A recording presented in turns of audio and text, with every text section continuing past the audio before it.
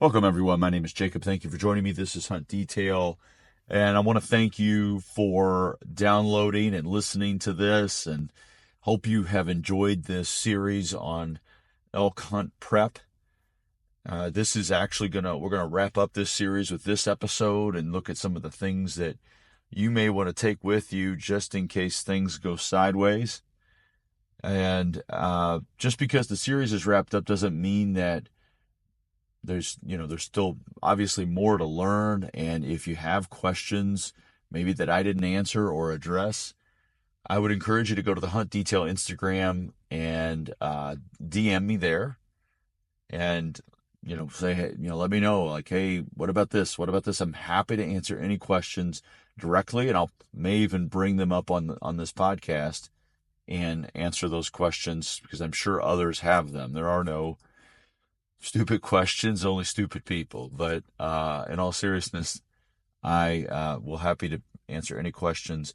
I do want to emphasize my expertise is not in being some elk hunt guru. I am not, admittedly, a Corey Jacobson or anybody like that.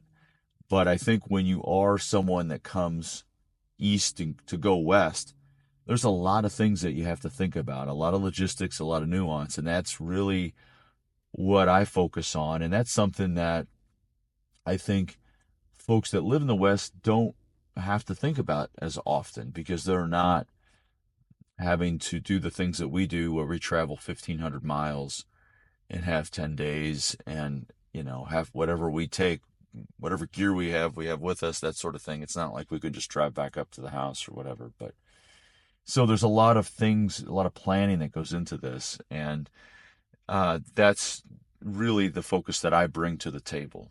If you are interested in this content and maybe even reading it on a paper format or what have you, there is a book that I've published a couple years ago. It's gotten all 5 stars. It's the Western Elk Hunt Planner, and it's specifically designed for folks like us. And it has actually more content than what I can even share on this podcast, of course. So it's $14.99. You can find it on Amazon. $14.99 for the Kindle version. I would recommend just doing that. But there's also a hardback and a paperback if you'd prefer that medium. But again, shoot me questions. Happy to answer them. In fact, would greatly appreciate them. And on the Hunt Detail YouTube channel, an upcoming video I will be testing some mechanical broadheads. I'm going to be looking at a couple different really popular brands of mechanicals. I like to shoot mechanicals. I like to shoot fixed blades. I like both, because for different situations, one can be better than the other. And so, that being said, that video will drop sometime in the next few weeks, and those videos tend to be really popular. So I encourage you to check that out on the Hunt Detail YouTube channel. So let's pivot into what could go wrong. And I'm going to start with your vehicle, because I think a lot of us like to drive out west. There's a lot of gear. It's hard to trust airlines with your equipment, and if something runs late, then it impacts your ability to hunt. Not to mention the fact that with an elk, you've got a lot of meat there. You've got antlers to get that back through an airline is a lot of work. And so it's just really easier just to drive 1,500 miles, take all your gear, and grind that out.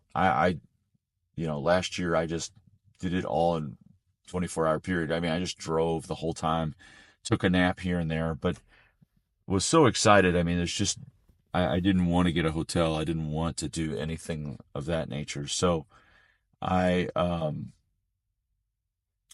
so let's talk about your vehicle. What are some things that could go wrong or could impact your ability to get out west? Well, a flat tire or car issues can be a real problem. And so here are some things that I would recommend for you with to keep within your vehicle.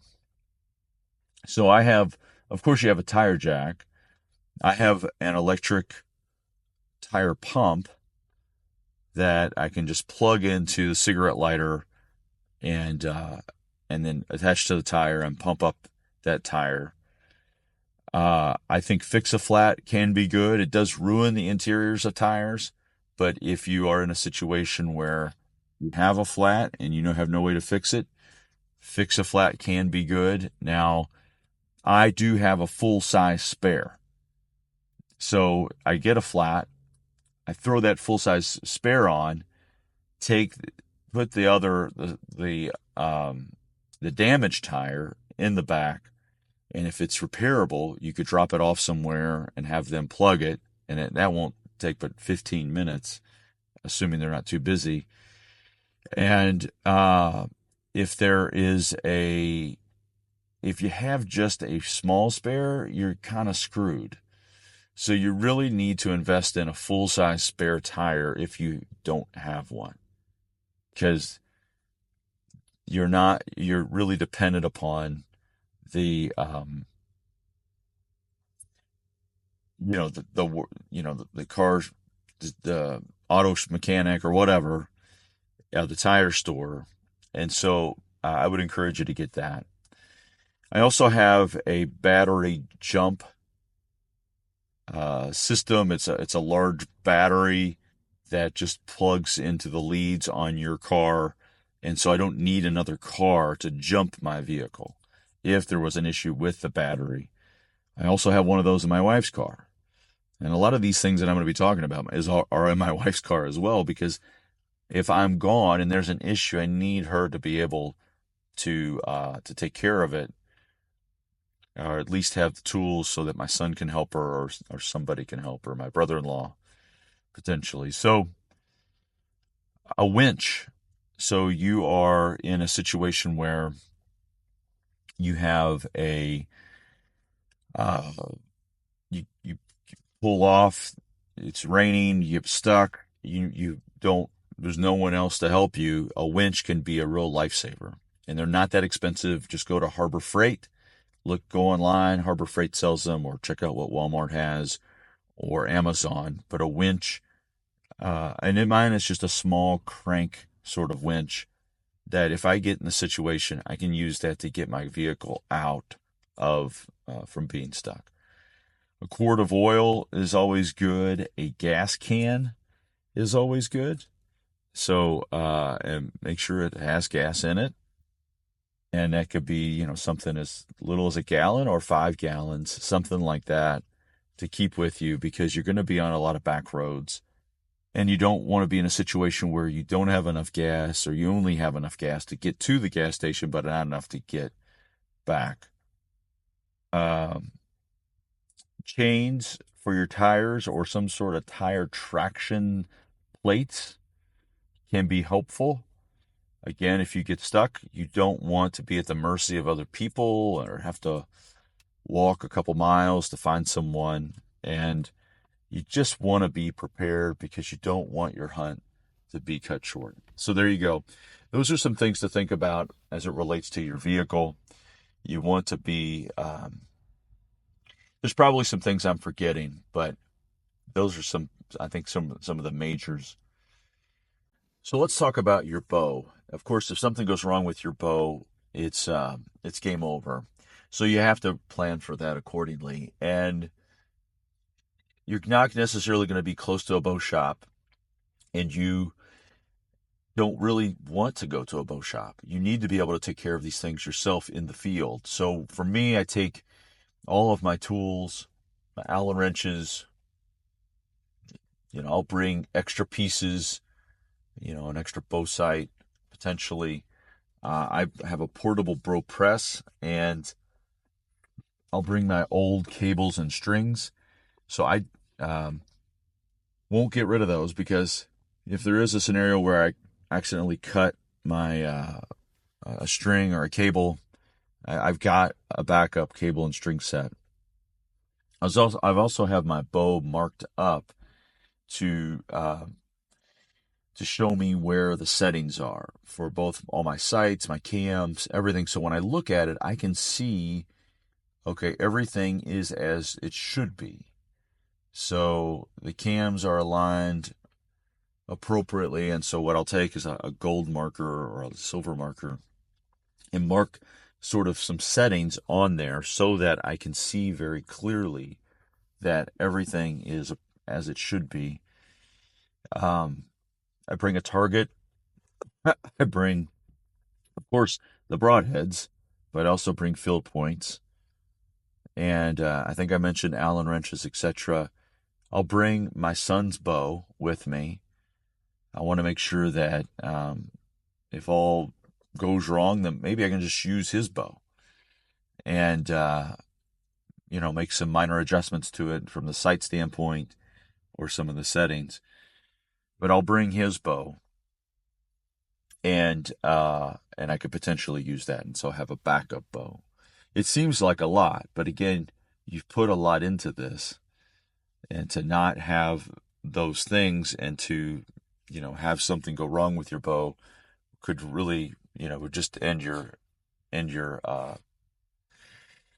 hunt. So let's shift off of that and talk a little bit about some other things. You're going to want to note where the nearest hospital is or nearest doctor's office.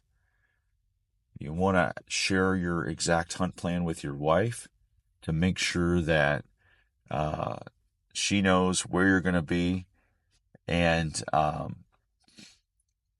she knows that if there is an issue, where to send people. And so I'll even set up my onX account on her computer. And so as I hike, I'm often turning on that tracker tool, and it sort of leaves the digital breadcrumbs of where I've been, and that helps me when I leave, so I know exactly the path that I came in. I'm like, okay, I'll go this way. Well, she can see that in almost real time, where she can go in on onX and see, oh, my husband was here at this date and this time. And so if there, again, was an emergency, she could share that with folks and say, and they could find me really quickly, I would imagine.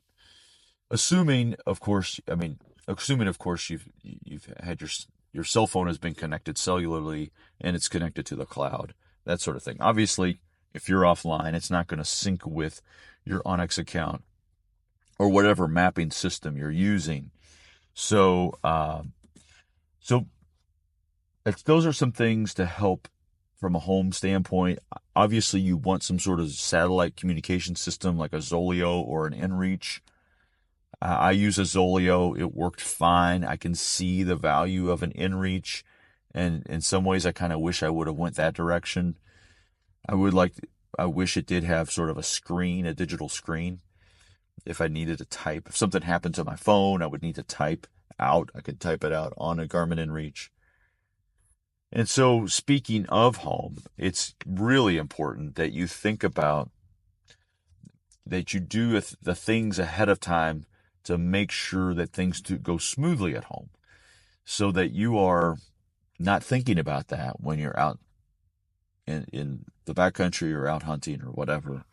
And so, your wife's car, as I mentioned, is set up with all the tools that she would need: a battery jump, a tire pump, a tire jack.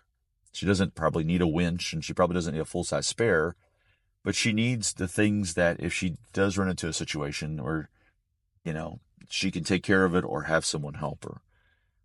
The appliances. A few years ago, our refrigerator was acting weird. I said, heck with it. We're replacing this thing.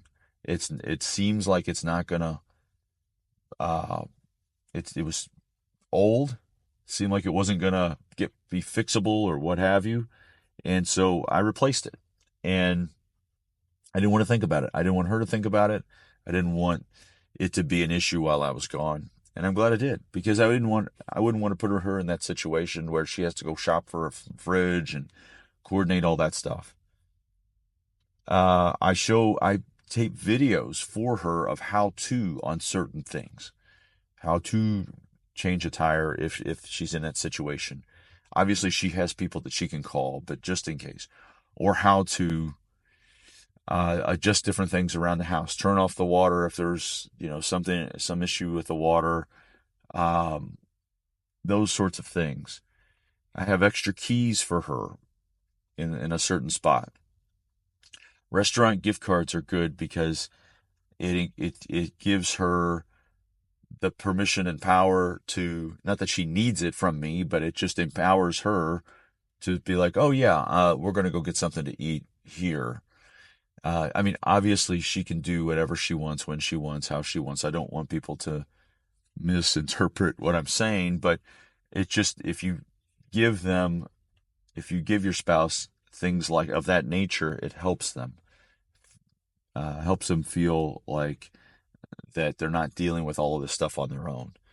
And obviously you want to schedule a date night before you leave and after you come back, because I think that that's an important part, of course, of staying connected with your family. Date nights with your kids, date nights with your wife, and that connectedness is important to them. It's important to you, and when all things are good in those regards, then you sleep better at night, you hunt harder, you don't feel so torn, or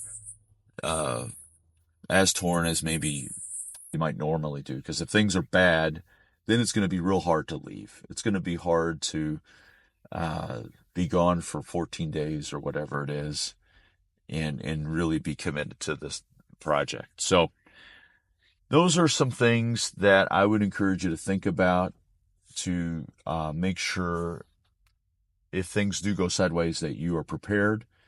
I'm sure there's some things I haven't thought of, and maybe I'll cover that off in a later podcast as we get closer to elk season.